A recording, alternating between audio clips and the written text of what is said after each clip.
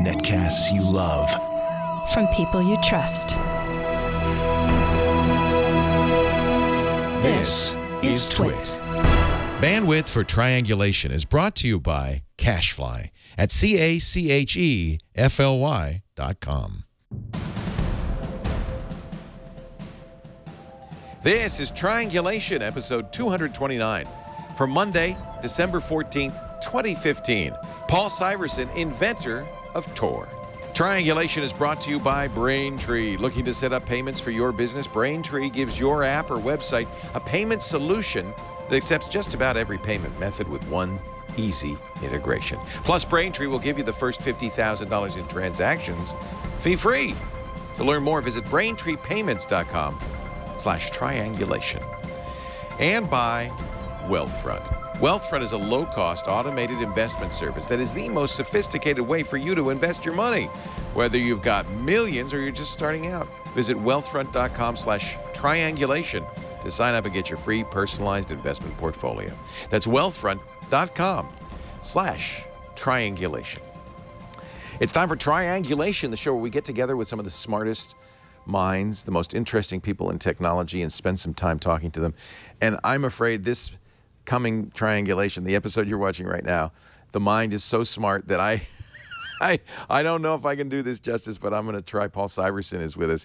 He is, according to his webpage, a mathematician at the Center for High Assurance Computer Systems, CHACS, at the Naval Research Laboratory. He has a Navy.mil address. Hi, Paul. Great to see you. Welcome. Good to see you again. And the name, of course, is legend because Paul, some years ago, more than 20 years ago now, was one of the people who created the Onion protocol, which is used, of course, in the Onion router, and Tor. And, of course, Tor is very much in the news these days as a way to use the Internet privately. And so it's really great to have you back, Paul, on Triangulation today. Are you in the military or do you work for them? I don't. No. I'm a civilian employee. Okay. Most of the people at the lab are civilian employees. So I'm just a civilian. It's okay to call it CHACS? Sure. Yeah, I think so. Is that how they say it? Some people say CHACS. Yeah. Yeah. Okay. What is the purpose of CHACS, and why does the Naval Research Laboratory have a Center for High Assurance Computer Systems? Oh, well, I should say I'm not a spokesperson for the Naval Research Laboratory per se, or CHACS in particular.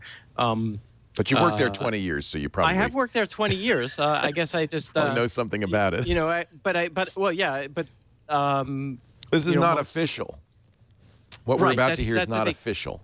Well, yeah, but it's good if I'm not saying unofficial things, right? I should talk about my own work and my own research, and I don't want to, especially because I'm not an expert on the structure. I mean, I have, of course, some knowledge of the laboratory, or what's. Right.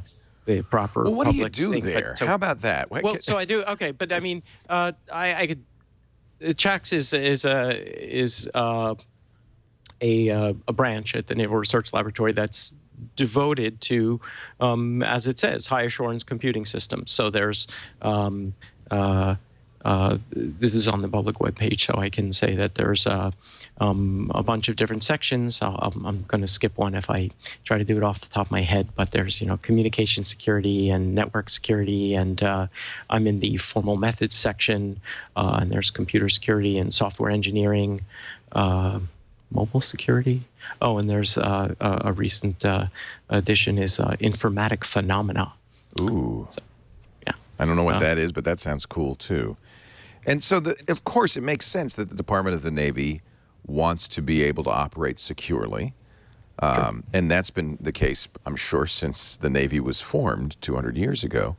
But it also has become a bigger mission because cybersecurity is now a national security issue. It is more than just operational security. It's a defensive thing to be doing, too. Do you get involved in that at all? I mean, not sure exactly what you're cyber warfare asking there, but yeah, I'm asking so about cyber warfare. I see. Okay, well, I don't. Yeah, that's a. I don't specifically have any involvement with that cyber warfare as a specific thing. That's my research is largely about big surprise. What's typically called anonymous communication, although I think that can be something of a misnomer. Yeah. But that's been the primary part of my research and my publications and designs and developments. Before that, and to some extent during, I've worked on formal analysis of security protocols and some mathematical characterizations of a multi-level secure system. So how do you characterize information flow through a system when you have different levels that are all connected? So you've got something that's maybe top secret and something that's secret and something that's unclassified, and how can you make sure that there's no accidental leaks, things like that. And I've published some quite abstract papers in which we actually came up with some epistemic logics for reasoning about knowledge that we then mapped onto probabilistic characterizations of that security. So I probably just lost a lot of people. No, I love it. This is deep stuff. In fact, I love the joke, and I assume it is a joke. On your webpage, you have a book called Logic, Convention, and Common Knowledge, a conventionalist account of logic. Yes, that's a book I wrote. Lecture notes. And you say, I think humorously, that the book has been, against the advice of Neal Stephenson, optioned for movies. Yeah, so actually, there was a joke there. I mean, I couldn't option it for anything because I did this as a government work, right, and there's no, I don't own any rights. But yeah, I was. I'll just say I was someplace with some people, including Neal Stephenson and one of my friends. Okay, Nick Mathewson, one of the other creators of Tor, right, was he was jokingly talking about buying the movie rights for this book. And so we thought, well, we don't know anything about, how much should you give me or anything. And then we realized Neal Stephenson was there. So we went over and we asked him, how much I ask for? How much should I ask here? And he said, I forget what his initial response was, but then I said, well, we were thinking about $5. fair price. And he said, oh, well, you better have a very cheap agent, I think, or something like that. Well, he's going to take 50 cents right off the top. Right. So I think in the end we decided that we were later at a research conference or something, and he bought me a beer, and I gave him I said, okay, you have the rights. But yeah, it was all just so that's good. Neal Stephenson might use those in some fashion or form. Right. Yeah. He's very interested in crypto. I mean, I know for Cryptonomicon he did a lot of research on crypto, and from what I've been told, the crypto in it is quite credible. Right. Yeah. He consulted with some people who definitely know their stuff in the crypto realm. I think Bruce Schneier worked on the playing card algorithm that he comes up with. He was part of it. I think Ian Goldberg as well, if I'm not mistaken. So how did you get into this abstruse field? You told me that you were a philosophy major in college? Yeah, so that book is a book on philosophical logic. I guess logic is philosophy, right? Yes. So Bertrand Russell wrote a whole epic on it. Yeah, he wrote many books on logic. Yeah, so I have a background in logic. So when you say philosophy in college, you're not talking about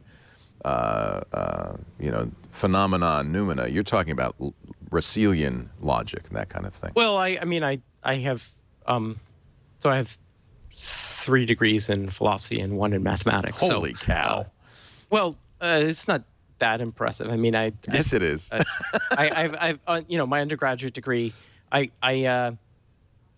So I would have had an undergraduate degree in both philosophy and mathematics, but the undergraduate advisor in the math department, I went to him and I said, I want to take this one course next term, but if I take one more course, I'll also have a bachelor's in mathematics. And he said, this college doesn't offer dual degrees, so I didn't take it. So otherwise I'd have 2 in math as well. But I have just, a bachelor's, master's, and PhD in philosophy, and then a master's in math. And how did you get to the Naval Research Lab? Was that ran out of school, or? There was an ad in Jobs for Philosophers. Wait a minute. There's a magazine called Jobs for Philosophers. Well, as you might imagine, there's a professional organization. Look, any profession is going to have, they're going to have a way for people in the profession to look for jobs. And of course, way back when, this is before the web or anything, not before the internet, but before the web, it was a paper thing that was distributed around, and in amongst all the. And is it somewhat humorous, that magazine, Jobs for Philosophers? No, it's just, it was, I don't know now, but it's just job listings. So I don't know the situation now, but I keep turning my head because I think it's a mirror thing, and so I keep turning the wrong way. You're trying to figure out which side. No, I'm trying to look straight on, and I realize I'm turned a little bit, and then I'm turned the wrong way. So, Paul, you clearly have a fine analytical mind, and it's fascinating to watch because you're constantly thinking in these kind of analytical terms, aren't you? Well, I mean, you just analyzed why you're turning one way or the other. I just noticed myself doing it. I guess I'm being self-conscious. But, okay. So there were these jobs for philosophers. I imagine it's probably about the same nowadays. Back then, there were on the order of 100 to 200 jobs being advertised for the maybe 1,000 PhDs on the job market or ABDs, and most of which were one-year replacement positions for people going on sabbatical. There's maybe 10 tenure-track positions, and in amongst all of those, and maybe one ethics position attached to a major law firm or a hospital was ethicists, was this, of course, was this ad for the Naval Research Laboratory. So what did it say? What were they looking for? I don't remember exactly. It's something intrigued you. Well, it was a job. Did your mother say, "Don't become a philosopher; you'll never get a job"? Okay, so now I'm going to get myself in serious trouble. I'm worried about getting in trouble for saying inappropriate things. Please, as a naval employer, but now I'm going to say something inappropriate as a son. And that's the worst. Really, much worse than the Navy. I remember a fateful phone call. I was trying to decide what to do with myself as an undergraduate, and I'd been a physics major for quite some time. Oh, interesting. Okay. I was not. I think that there was this mismatch where I noticed in class that the professor and the students, we would be talking about some problem, and I would say, "Oh yeah, this is really cool because of this and this and this," and everybody would say, "Oh yeah, I guess that's true, but that's not the interesting thing. This is the interesting thing." And I would think, "Yeah, I don't really care as much about that." And then I realized I needed to maybe change my focus, and so I think my family didn't understand why, if I'm studying physics, why not do engineering? Because it's more. And so that was already a bit hard for them to understand. And then I very much remember calling home one evening and saying that I decided to change my major to philosophy. And my mother said very supportively, "Philosophy? That's worse than physics." No, Mom, it's better. I certainly can't complain how things have. As a parent, I understand. You look at your kids and you hope to God they're going to get a skill that will take them off the dole and put them in the workforce. On the other hand, you also, and I bet your mom felt this way too, you want to see your kids doing something they truly love. And I sure get the feeling this is something you truly love, right? Yeah, I mean, I hadn't finished my PhD yet, and I took this job, and I thought, well, I'll do that for a year or something, and then I'll get back to the interesting things. And I wasn't really expecting to like it, and that was well, what is it? So there's like 26 years ago, something like that. So, yeah, I think seems to have worked out pretty well. Yeah. Do you remember the first things you were asked to work? I mean, I can't even imagine. You walk in the door, here I am, ABD, philosopher. Does the Navy have like, a need for Neoplatonists, or are you, I mean, what did... Well, actually, the guy who, there's a lot of, there are several retread philosophers in computer security, it turns out, and also in computer science in general. Yeah. People work on, people with experience in, consciousness and stuff that work on AI and of course, logicians. Sure. So, the person who hired me also had a PhD in philosophy, which is why he was smart enough to think, I could use this most man. people won't. Yeah. Well, most people wouldn't automatically think to look to professional philosophy societies for good technical people, but he knew that was a good place to look, and I can only hope that he. So far hasn't regretted his choice. So did you start out working in security right away? Was that the first? Yeah. assignment? So what I was working on virtually right from the beginning, and for several years was worked on logics of knowledge for reasoning about security and authentication protocols. So I worked on, there was the most prominent of these is called band logic. It's an eponymous logic for Burroughs, Abadi, and Needham. They were the ones who created this thing.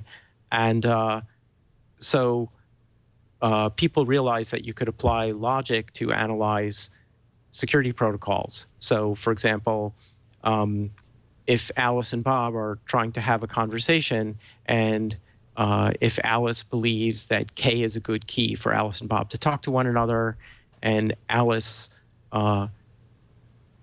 sees a message encrypted with K that she did not create, then Alice believes that Bob said K at some point. Mm-hmm. Now, that by itself is not enough because, for example, suppose in crypto we always talk about Alice and Bob, but in fact these are usually processes on computers. And right. In fact, there was a paper, 1996, I think, by Dieter Goldman called something like "Blaming Alice and Bob," and he talked about the anthropomorphizing and how it could lead people to make errors in their analyses. True. But yeah, I think that's true.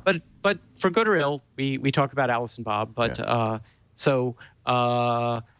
Alice and Bob are, let's say, one of them is an ATM, and the other one is a server, a database at the bank.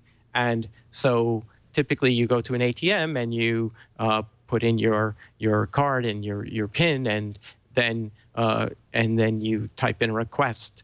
I'm not getting the order specifically right, but you'll get the idea. Yep. You put in a request that says, I would like $100, and that goes off to the bank, and the bank looks up and says, okay, yeah, you have $100 in your account.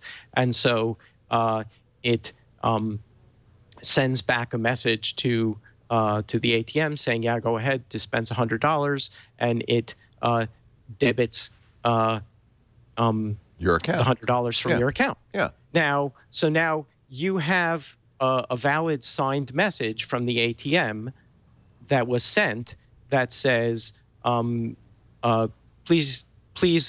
deduct $100 from Paul's account. So the problem might be even somebody who can't break the crypto at all. Let's assume the crypto is perfect. And somebody now takes that message and then they replay it the next day. So they saved it, somehow they could observe the network, and now they replay this message to the bank that says, Paul would like to withdraw $100 from his account. And the bank checks and the crypto is perfect. So everything goes through. So it's not enough that the message was at some point sent by me and the ATM and my card. It has to be fresh. It has to have been sent recently. Is that a replay attack? That's exactly right. That's a replay. Good. So that's a replay attack. But even even that is not enough, because even if it's fresh, you can have replays where, and this is basically like a man-in-the-middle attack, where you have somebody freshly send a message, and you can prove that it's fresh, and they actually sent it, but by manipulating how protocols are going on, if there aren't proper guarantees in place, somebody could, for example, intercept that message that I think I'm sending to my bank, but I'm actually sending it to somebody else, and they can somehow manipulate and read it, and they can forward to the bank. And so in some sense, I am talking to the bank, but I'm talking through them, which isn't what you want. So there's games that can be played even if I am properly sending a message and even if it's fresh. So people have devised these logics to analyze and reason about all the different ways that these really tiny little protocols can nonetheless go wrong. And that's what I first was working on, was these logics of knowledge and belief and time, temporal logics for analyzing these. So really it was very actually closely related to the topic I was interested in philosophy. Yeah, it was pretty much the same thing for me. We think in a fuzzy, soft way, and so sometimes it's really you have to be rigorous, especially when you're dealing with things like authentication. Because authentication is everything, isn't it? I mean, authentication, it's ironic that you, who are most famous for anonymization, but really authentication is underlying all of that too, isn't it? Tor is is also in some ways about authentication. That's right. And I think that to some extent, I think it's unfortunate that the term, that the phrase or expression anonymity got attached here. There are technologies that really are focused on what I would think of as anonymity, which is there's a set. The typical formal notion of anonymity is that there's a set of individuals and you can't tell which of them did something. But most of the time for Tor, we're not. You don't have this set sort of predetermined, and you do want to have authentication. It's just to whom you have the authentication. So as an example, if I might want to use Tor because I'm logging in from a local area and I don't want somebody there to know that I'm connecting up to NRL for whatever reason, but I'm going to connect to my system at work. Well, of course, I want to make sure that I'm actually talking to my system at work, right. And I want them to make sure it's me. I don't want them letting somebody else into my accounts. So we definitely want to authenticate each other. It's just that I don't want the network to automatically do that. And that's why in one of our papers, even back in 1996, I'm not sure I'll get this quote verbatim, but we said something to the effect of, we created onion routing not so much to provide anonymity per se, but to separate identification from routing. So the idea is the network should not have to worry about authentication, just the endpoints.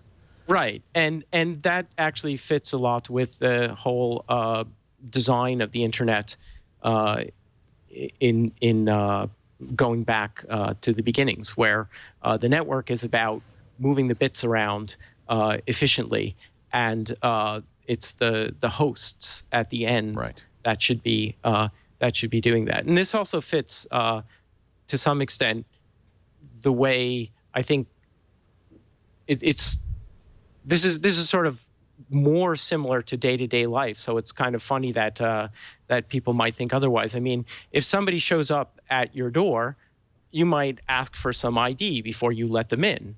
The bus didn't. The car didn't. You don't say, hold on. How'd you get here? I'm only going to let you in if you can tell me exactly what you started and the route you followed when you drove to get here. It's irrelevant. That's not part of what it is. How did that get into networking in the first place?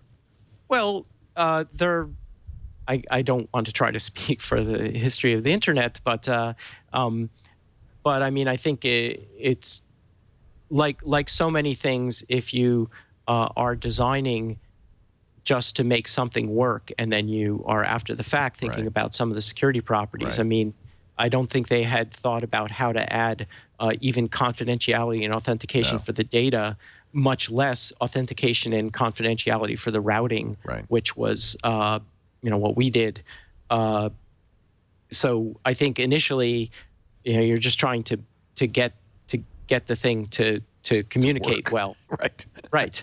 So I think it was just the easiest way to get something from one place to another is to have handshake, have it announced, and then the idea that, oh wait, now I want to maybe protect that information of where I'm going or where I came from. So how do I do that? I asked Finch Cerf on this show if he were doing it all over again, how he would change things. He said, I would definitely build in crypto, because TCP didn't inherently have any crypto at all. Right. So I mean, this is always the hard thing. I mean, and partly it's, you could say, oh, people weren't thinking, but the truth is, it's often hard to understand if you're coming up with a brand new technology. You can think about the security from the ground up, but understanding what kinds of threats and what sort of things you should be trying to build in, even when you are thinking about it, it can be very hard to get an adversary model and that sort of thing right. So in hindsight, we can always see, oh, we should have done this and that, but it's hard to it's always easy to say, why didn't they do this? But it's not so easy to know what things to add and what not. And I mean, even with onion routing, I remember one of my first public presentations of it, and there was an earlier technology that's somewhat similar. It was primarily for mail, so store and forward type communications, called the mix, that was invented by David Chaum, who's he invented electronic cache. He invented anonymous communication. He's I can't say enough about his contributions and his genius. But people said, "Oh, why aren't you doing that sort of thing?" And we were thinking that we wanted to have something that would work for things like the web. I mean, the web was only 2 years old at this point, but we wanted something that would function interactively, and so we were trying to make conscious security performance trade-offs, and I think we weren't aware when we started of Chaum's work. I only became aware of it when we first started telling people about it, and then they said, you idiots, there's somebody who already did this. And it took us a while to realize that probably happens a lot, I would guess, that we had done something that wasn't really the same, but in general there was this impression that what we had done was something that was making this security performance trade-off. But in many ways, the onion routing and Tor is more secure, because you have to take usability into account. So to get the security properties that it provides, mixes, which I say are very useful for in practical application for things like voting. There are voting designs that rely on this, but voting is a much more sort of constrained environment. You have very specific properties that you are trying to engage in when you're holding an election. And we wanted something that worked for general internet communication. And if you're using mixes, then they have to wait a while for a bunch of messages to show up to mix them together and to change their appearance using cryptography and stuff. And so a message in practice, the mixed networks that were out there and commonly used at around the time that we were coming up with onion routing had it would take anywhere from a few hours to a day for a message to arrive. And of course, if you're trying to do that for the web, well, it's going to break because TCP doesn't hold connections open that long.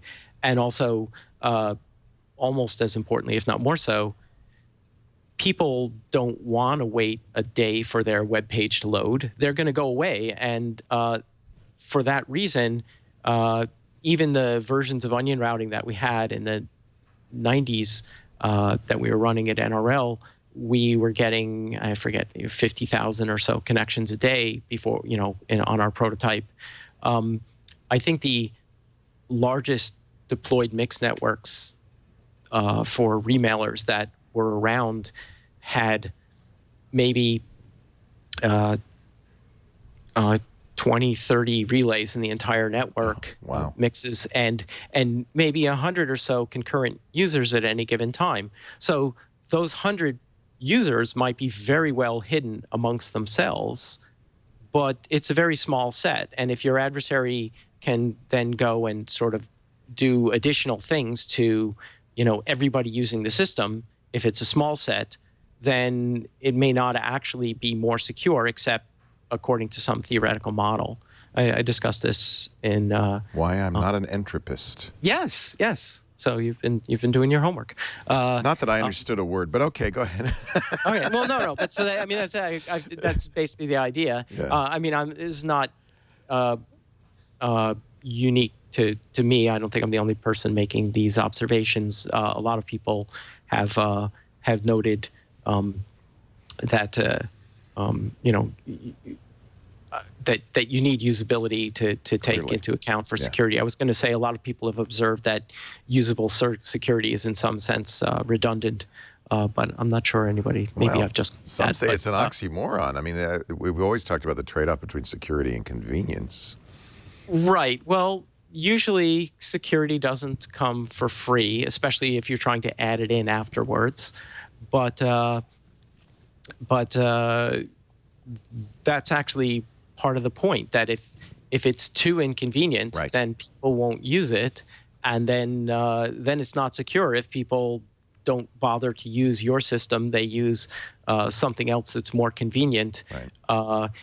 You're constantly making these choices, trying to make it as good performance as you can manage, as usable, as easily understandable as you can. It's one of the reasons we have problems with security today, because it's too difficult to use crypto. PGP or GPG is hard to use. Passwords are a pain in the butt.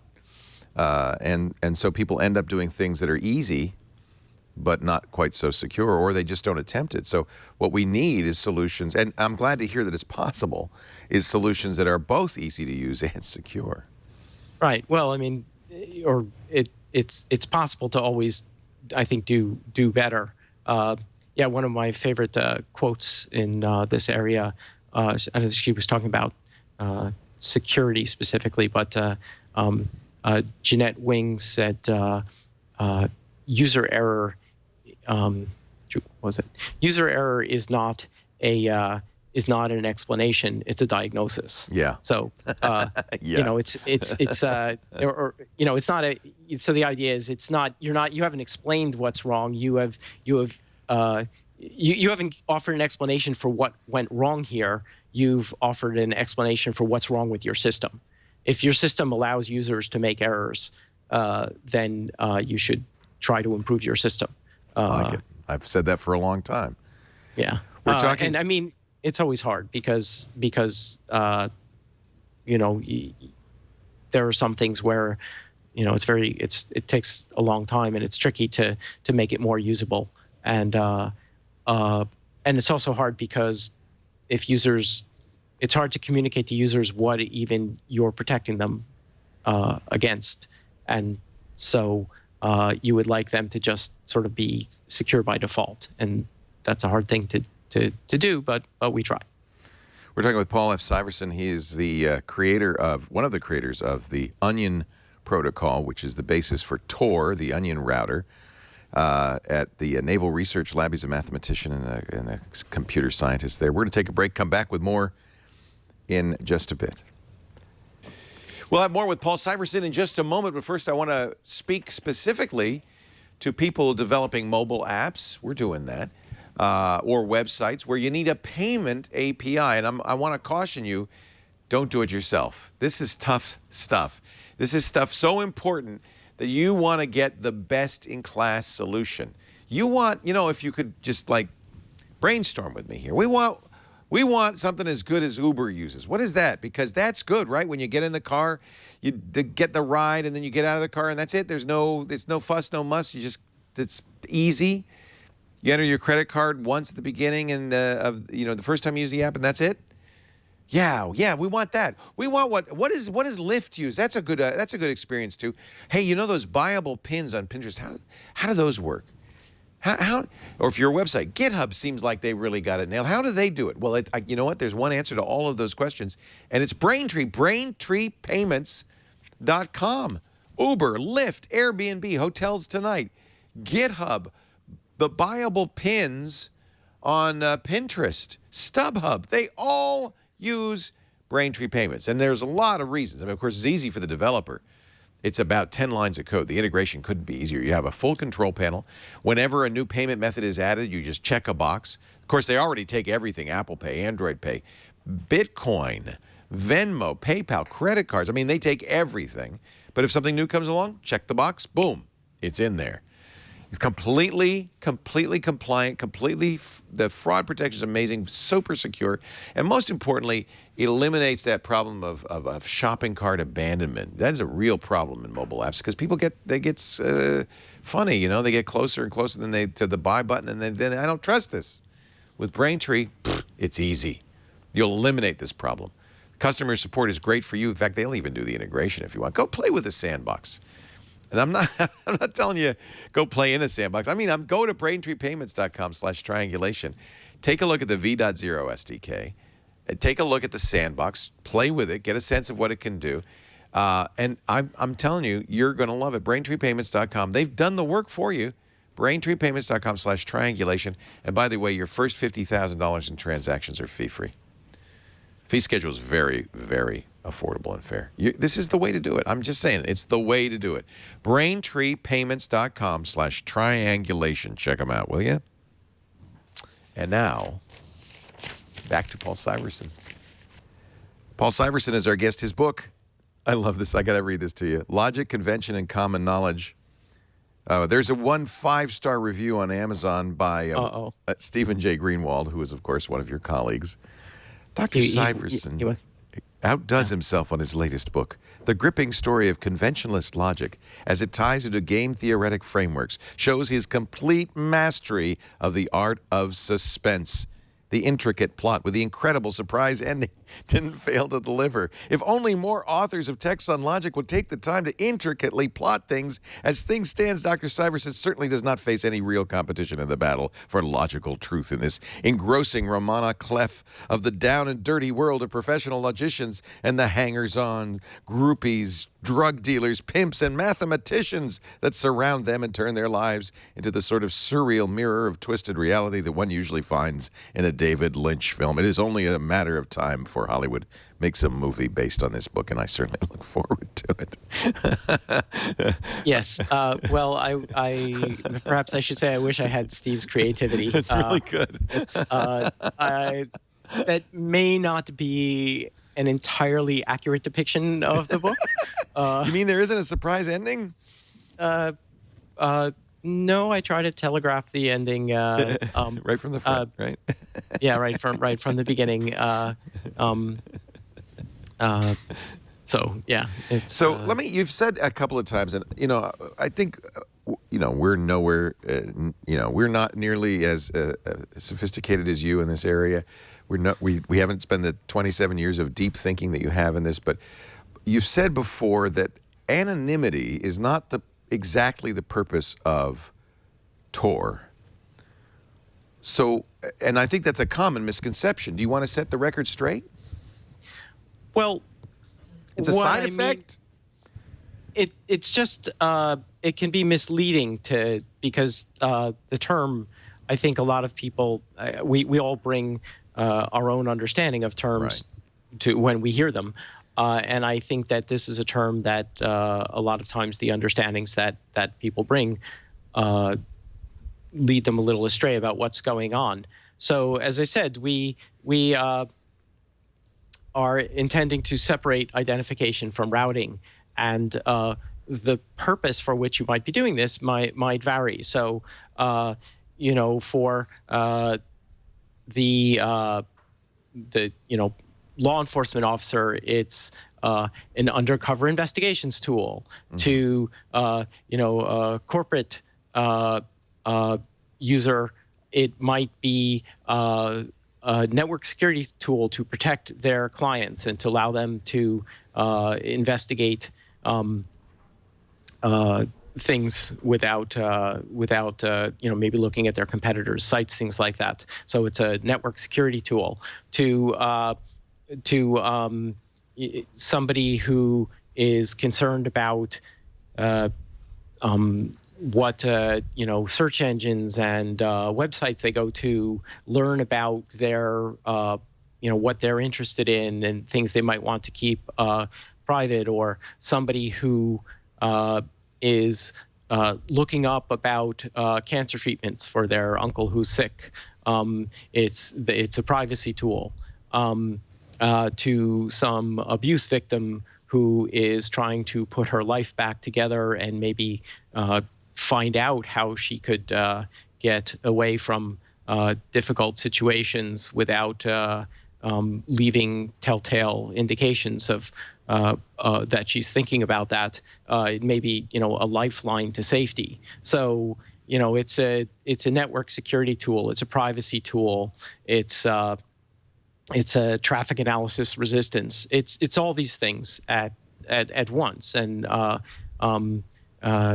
it's a security tool. It allows for better authentication in some sense, not just confidentiality of the routing, but it gives you greater assurance that you're going to a destination that you might be intending to if you go to one of Tor's .onion addresses, because it's not subject to DNS shenanigans or any kind of shenanigans at the certificate authority.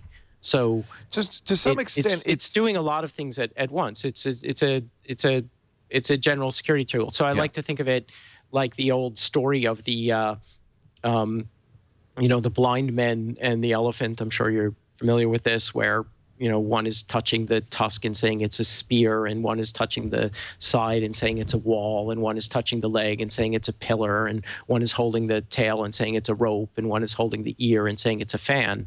And the difference is all these people, the law enforcement officer, the corporate security person, the just ordinary citizen, the journalist, the abuse victim, they're like the blind men, except that they're not wrong. I mean, it is all of these things. It's just not.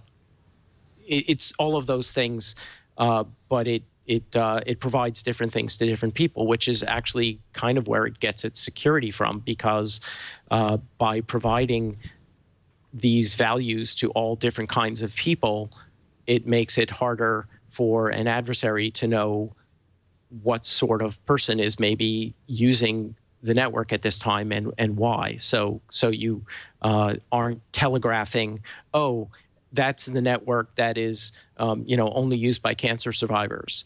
Oh, that's the network that the Navy uses. So this is an advantage over things like a VPN, which might, if you have a VPN that's largely used by, say, your organization, then you might be protecting specifics about your organization's activity, but unless that VPN is used by a lot of diverse people, you're still letting people know that it's your organization. So in some senses, onion routing, to overextend the blind man and the elephant metaphor, gains its security by making it but making the assumption that no one can see the whole elephant. You can't see the route, and so making the route sufficiently complicated obscures where the traffic's coming from and where it's going, because no one can see the whole route. That's right. If you want to have a network that's large and diverse enough that it's very hard for anybody to be everywhere, because we have a low latency system, because you want to have your web page, load pretty fast and see things. What you can't do is hold on to things for a long time, and that means that if you have a couple of bits coming into the network on one side, and then you see a couple of bits quickly pop out on the other side, then somebody who's in a position to watch both of those places can typically pretty quickly confirm just by looking at the pattern of, 3 bytes went by this way, a couple of packets went by that way, and then the same pattern, going back the other way. And by this means, they achieve what we call end-to-end correlation. They can see both ends of the connection, and then against such an adversary, Tor is not very strong.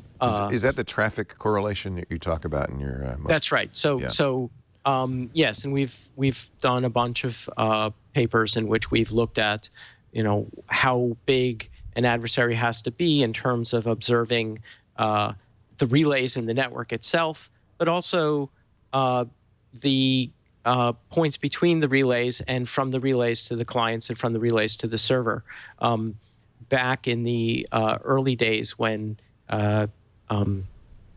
we were first thinking about having to be concerned with not just the relays, but the points in between, Roger Dingledine, in describing some work he did with Nick Feimster, said that when we talk about anonymous communication, we tend to make these motions like this. But if we were really thinking about the underlying network, we might actually need to be making motions just like this. You're drawing straight lines, and now you're drawing a curved line. Back. Yeah, I'm sorry. I don't know if you can see. Some people are listening. Yeah. Right. Oh, okay. So, and the point is that we always visualize a network as like a spider web. Right. You could think of it as bouncing all around, but if your adversary is sitting on a part of the network that is between all the different relays and between the clients, then they're going to see everything all the way through. So asking about the autonomous systems and the internet exchange points, and more recently we had a paper where we just touched the initial part of the subject of looking at undersea cables and trying to understand how much security you can offer under what circumstances. And also in that paper we looked at mutual legal assistance treaties, because maybe there's a place where that isn't your adversary, but they have a legal agreement with somebody who is your adversary, and so you can assume that they're going to be able to, your adversary is still going to be able to observe your traffic. So we came up with actually a formal language to reason about this, and a way to map that into what we call, we use the word trust, and trust gets used by a lot of different people. The problem is it's not one technical term, it's a million technical terms. Mm-hmm. But for us, trust is the complement of the probability of compromise. So the idea is you trust a part of the network to the extent that it's unlikely to be compromised by your adversary. And we mapped a way to reason about all these different things that might go into, that might play a role in compromising your communication, and map that into a probability distribution that you could then use to work out your routing. Now, that is not part of the deployed Tor network yet, but I hope it will be someday, and we've been sort of reasoning about how to do that. Right now, Tor's primary security comes from the fact that it's very large and scattered around the globe, and so it's very hard for anybody to be looking everywhere at once. But of course, adversaries are getting bigger, especially governmental adversaries, and have more resources than ever before. So this is a good thing to think about. Right, and adversaries can watch large chunks, but the trust work is based on the idea that it should be possible that there are going to be some places that your adversary is not. I call this the Mr. Miyagi defense from the old Karate Kid, because Mr. Miyagi said, best way to avoid punches, no be there. So the idea is route where the adversary is not, and then you can be secure. But you can't just have the little piece of the network that you trust and just route around that, because then you're back to the sort of original motivation for onion routing in the first place, which was that if we had a Navy-only network, then anything popping in would be going to the Navy. Anything coming out is coming from the Navy.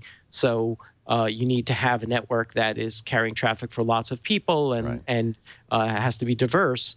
So if you have a trusted part of the network, probably just from use over time, people are going to be able to infer that that's your trusted part. So do you send dummy data? Do you send, do you have to light it up in kind of specious ways? Well, so dummy traffic, it turns out, for the kinds of things that we have been doing, mostly to date has not been effective. And I've published research papers on this, and a lot of people have.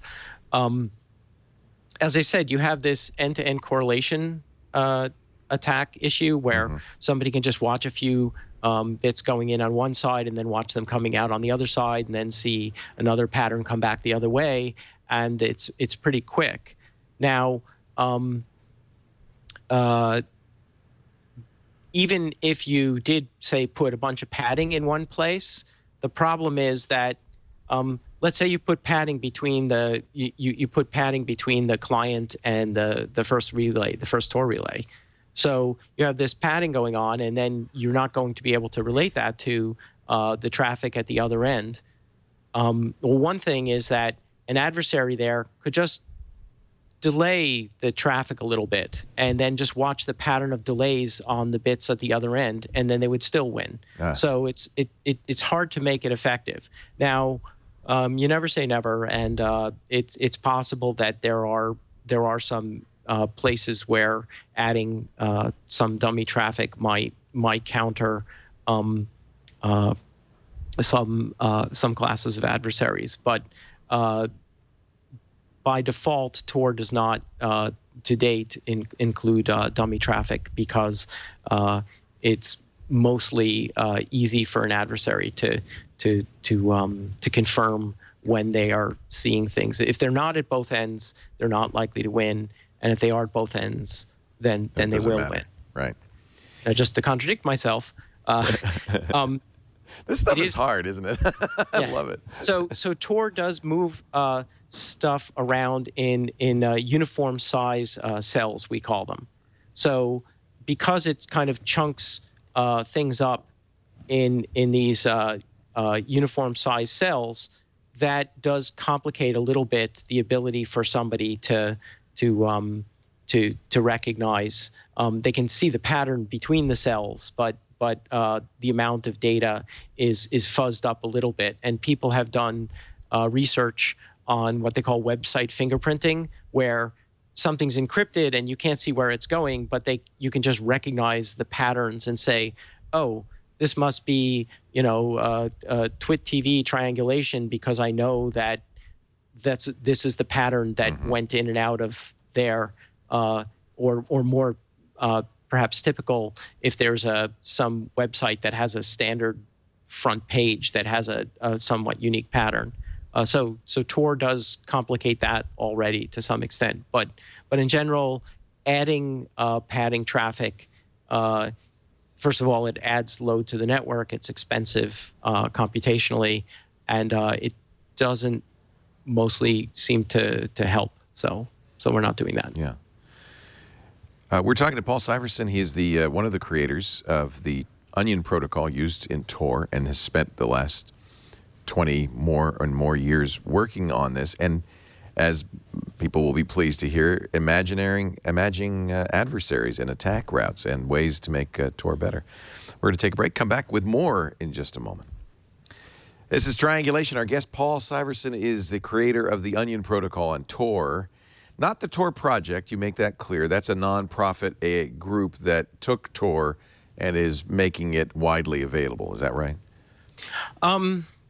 Yeah, roughly. I mean, so the Tor Project Incorporated was a nonprofit that, as our initial work was kind of transitioning from kind of research prototype ideas and to something that would be in persistent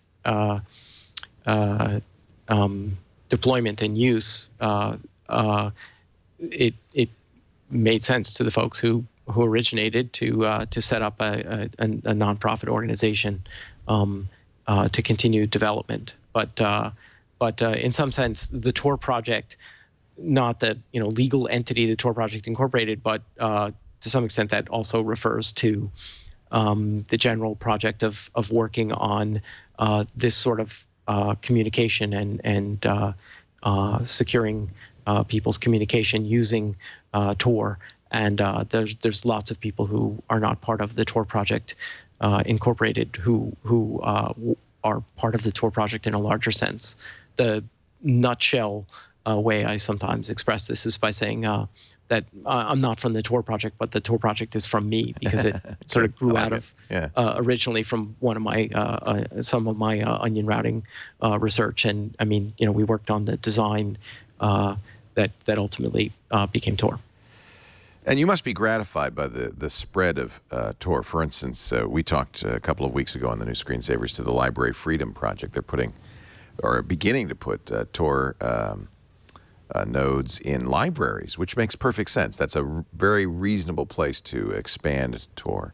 The EFF has its own Tor node. And in fact, even Facebook has a .onion address you can use, which is cool. This must be gratifying to you. I mean, this is a protocol that has really found a place in society. Well, I'm glad, as I said, our goal was to create more secure internet communications for the government, but of necessity because of the basic security design for everyone. So of course I'm glad that it's getting used and that people are being more people are being protected. I think part of the reason for its success is, as deep as this conversation has been, as difficult as it has been for the layperson, the basic concept behind Tor is pretty easily understood. So I think people can quickly grasp it, and so they feel some sense of trust. Although, as you point out, the word trust is an interesting word. It implies, how difficult it would be to compromise the one end or another. So right for that, yes, for that sense of how we were using trust. But we did also think about trust. As I said right from the beginning, that part of the design is not just trust in that sense, but also that we didn't want people to have to trust us. We wanted to design the system so that, okay, obviously not just the average layperson can't just pick it up and know that they can trust it, but that the system is designed so that experts not only can but are encouraged and have incentives to examine it and to make sure it's okay that people are examining the protocols and the security designs and the code itself. And as I mentioned on the new Screensavers, now the actual compiling process that this can be verified easily by other people. So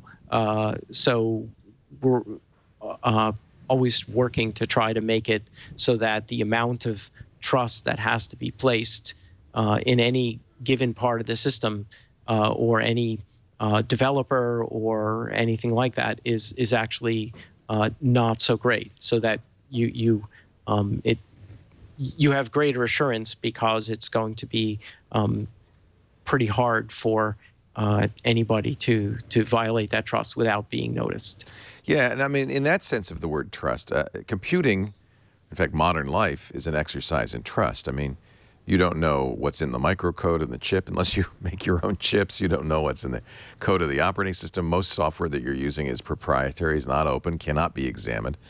But I think your security protocols, if you're going to at least approach trust with your security protocols, they have to be open. They have to be examinable. And I'm always nervous using encryption, for instance, that is proprietary. Right. Well, so, I mean, certainly our designs were intended for that. I mean, my work follows that paradigm. I guess there are application domains where it may make sense to keep things proprietary, but certainly for the types of things that we were trying to do, we felt that this is how to make it so that people could trust what they were getting, and could have the assurance that they were safe in using the system. We're talking to Paul Syverson, the creator of the Onion Router, Tor, and we have lots more to talk about. Stay here. I hope you're enjoying this interview. I know I really enjoyed it. We recorded it a couple of weeks ago. Paul Syverson, the creator of the Onion Router protocol, which is used now far and wide. And I'm glad you're here, because I need a lot of help with this interview, because it's a little bit over my head. But I will have more with Paul in just a second. But first, I'm going to tell you something that's not over my head. Something I can tell you is very important, and that is putting money aside for your future. You know what? This can't be over anybody's head. This is something everybody has to do. You've got to save for your retirement, save for that rainy day. Maybe it's a down payment on a house. Maybe it's the kid's college fund. For long-term investments, you're not going to put it in a savings account. That's like throwing money away. You might as well put it in the mattress. For long-term investments, you need to buy equities. You need to invest. But here's the issue. This takes skill, this takes brains, and it takes, frankly, constant supervision. Now, sure, you can pay a wealth manager to do this, but they're going to take 1 to 3% of your returns, 1 to 3% of actually everything under management every year. That's like, you got to get that 3% return plus to make any money. Not to mention the hidden fees, the commissions they charge is crazy. It is not a good deal. Wealthfront does it better because they're using, it's computers doing the work. Computers work cheap. 1/4 of 1%. 1/4 of 1%. That means if you have a $30,000 account, less than $5 a month. And what management you're getting. I mean, this is real-time management. Now, they're not day trading. This is long-term investment. But it's like these computer programs are doing things every minute. They're rebalancing your portfolio. They're paying attention to things like tax loss harvesting. They're direct indexing. So they're optimizing your after-tax returns and lowering your tax bill. It's based on more than 200 years in investment experience. People like Burton G. Malkiel's on the board.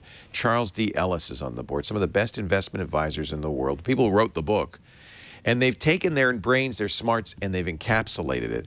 And they've made this work for you. And it does. It really works for you. Now, here's a nice thing. You could try this out for $500. That's the minimum investment. Actually, you could try it out for free if you go to wealthfront.com/triangulation. Wealthfront.com/triangulation.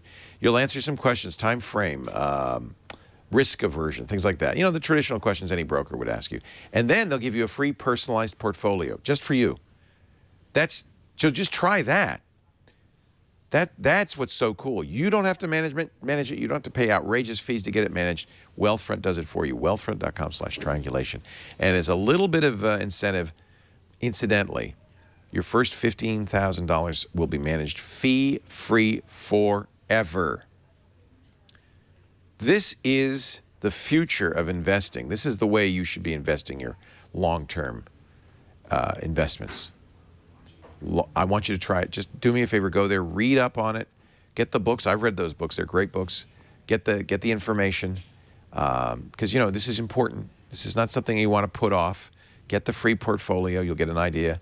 Wealthfront.com/triangulation. We thank them so much for their support of our show, and frankly for making this kind of high-quality, world-class investment advice affordable for everybody. Wealthfront.com/triangulation. Now, let's get back to my conversation with Paul Syverson. Do you, for instance, I think you do because I think it's linked on the Onion site, support the Sherlock Holmes project, the do-know.com? I should, I'm thinking, I mean, obviously I have a connection to Tor itself, but I don't want to. You don't want to advocate any particular. I don't want to start saying that this particular tool is good or that okay. Site is good. Fair or that enough. One is not good. I'm happy to talk about the nature of the technology in my published work, but yeah. I'll advocate that. Do-know.com. If you just wonder why you might want to use Tor, it's a very valuable lesson in what people might know about you. What do you think of Hornet? This is a speedier Tor, supposedly. Right. So this is a design for a secure system that was it was published just this last week, actually, at the ACM Computer and Communication Security Conference.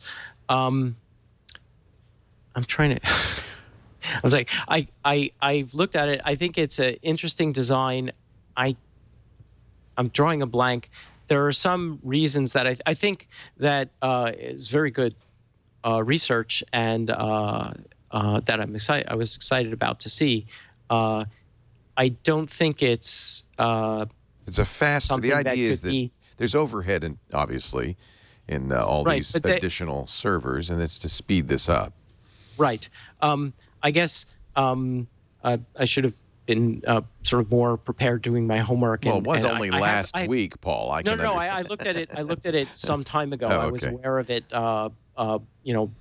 It's in my community, but there are some aspects to it that I'm remembering just broadly would be I think barriers to easy deployment or adoption by Tor. But I feel funny just saying that because I remember that broadly, but I don't recall now what that was. So I feel a little unfair saying that. Yeah. I think it's very good. It's definitely very interesting research.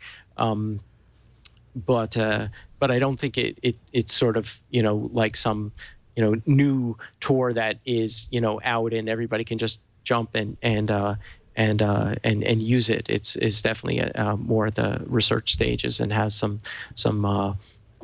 major hurdles, I think, before it could research questions that it would need to solve before it could be deployable and usable. Let me ask the same question I asked of Vince Cerf. Is there anything you would have done differently now in hindsight? I mean, what is it? What is the saying? No battle plans survive encounter with the enemy. Now that you're out in the wild. Right. Yeah, that's I thought you were going to say something else. One of my quotes I like from Eisenhower is that planning is everything and plans are useless, but planning is everything. Right. Right. So it's a similar thing. You can say it's perfect. It's not. It's definitely not perfect. I'm trying to think of any one specific thing that that I mean I could say things like that I wish we had done a better job of explaining what we were trying to achieve so that it didn't tend to get lumped in so much with mixes and there were Tor some was things. as a compromise in a way to you compromise because Mix has such overhead. It's really about that thing we talked about right out at the beginning about usability, kind of meeting security. Right. So we wanted, we how do you do things that are low latency? Now, I should say there are designs for that use mixes, but in a not. So the mixes would mixes be more secure? Would it be more robust? Well, I obviously I didn't do a good job of explaining this before, so I'm going to try again. Okay. They're more secure against a particular adversary model. So, in a mathematical sense, there is a way in which they're more secure, but that you can prove that for a certain type of mixed design that the messages going in and the messages coming out, the adversary won't be able to correlate which ones coming in are coming out for a given class of adversary. There's always new adversaries. You can do what are called N-1 attacks or trickle-in flood attacks. So suppose I have a mix and I want to know where your message is going after it goes through the mix. So what I do is I just hold your message back, and then I flood the mix with my own messages until it fires, and now it's empty. Now I trickle your message in, and then the only other messages I allow in are my own. So now when the mix fires, there's all my own messages. I know about those. And then the one message that's not mine is yours, and so now I know where it's going. So then people added what are called pools. So when the mix fires, it sends some of the messages forward, not all of them. And now you have to start to reason about it more statistically about, how likely it is that a message has gone forward at a given point.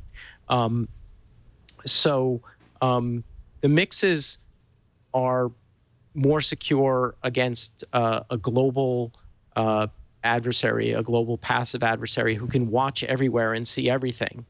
But they're not more secure in the sense that I noted, which is that because of the usability and performance limitations that they have, they don't get a lot of users, and that makes them much more specialized. So you don't get as large a network either. So it becomes easy for an adversary to watch everywhere.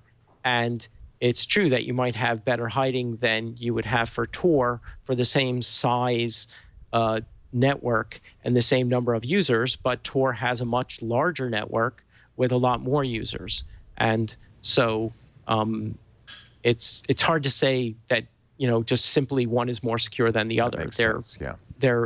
I think in practice, I would say that Tor is more secure. And then the other thing about this usability is also that if you have something that's kind of hard to use and doesn't have great performance, the only people who are going to use it are the ones who really have high security needs. Which makes them a target right there. Right. So yeah. Tor, anybody can use Tor pretty easily, and they can use it for most of their web browsing. And so this could just be somebody going to Facebook or whatever. Right. But if you have a network where every message in here is something with a lot of security needs, then that stuff becomes interesting and important. Back in the early days of crypto, I think it's maybe Whit Diffie, but one of the early crypto pioneers used to say that if you want to encrypt your traffic, you better encrypt it really well, because the mere fact that it's encrypted makes it interesting and important. Nowadays, that's of course much less true, with HTTPS being the default well, it's not quite the default for everything, but it's rapidly becoming so. Yeah. Yes. So I mean, encryption is now widespread. But the more something is common and used by everybody, the less it is by itself interesting, and also that the set of people using it is not as small. So when you ask, is one more secure than the other, you always have to ask kind of in what sense. And I think on a practical level, for the kinds of things that I would say Tor users, most classes of Tor users should probably be interested in, I suspect that mixed networks are not more secure. I mean, for one, there aren't that many. I don't know if there are any mixed networks remaining at this point, but I mean, in principle, if you had this huge network of mixes and you had the same number of users and they were using it in the same way, then then that might be more secure. But that's not, in fact, the way it works. Well, as we know from Edward Snowden, merely using Tor or PGP puts you in the NSA database. So, but the good news is it's a very big database. And the more of us who use encryption, the more of us who use these kinds of technologies, the better. And we owe you an awful lot of thanks, Paul, because Tor has done so much for so many people to increase their privacy. And I want to thank you for spending some time with us today. Oh, sure. It's my pleasure. Yeah.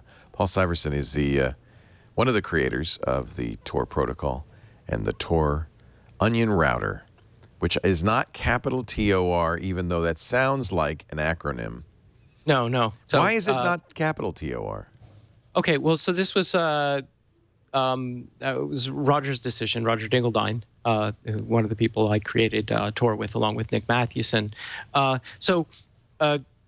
It's almost become, the language has changed and I just have to live with it. But Tor does not stand for the Onion Router. That's that mistake has happened so many times in the press that it's it does almost now. Yeah.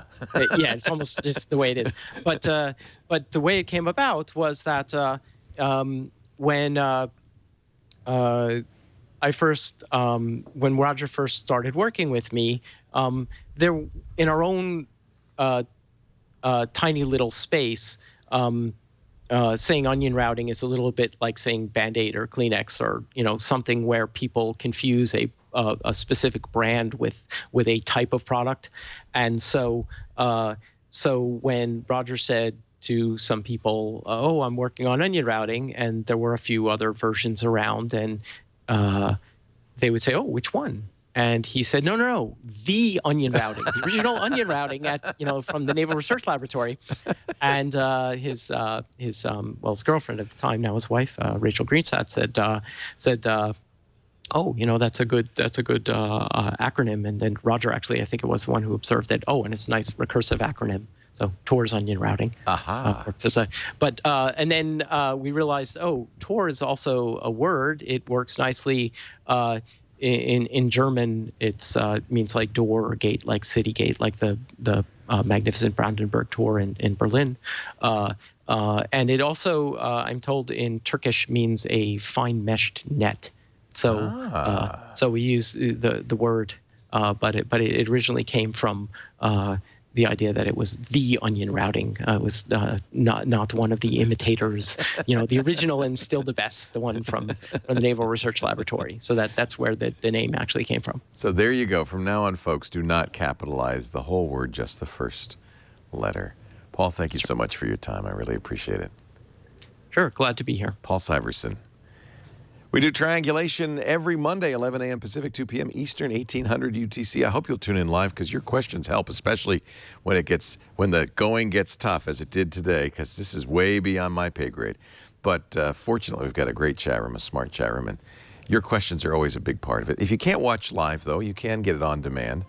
Just as Tor does not stand for the Onion Router, this is not a podcast. It's video on demand, and you can get it at twit.tv/TRI or wherever you get your podcasts. You could just subscribe. In fact, I would subscribe because this is always a mind-expanding show, a great one to listen to.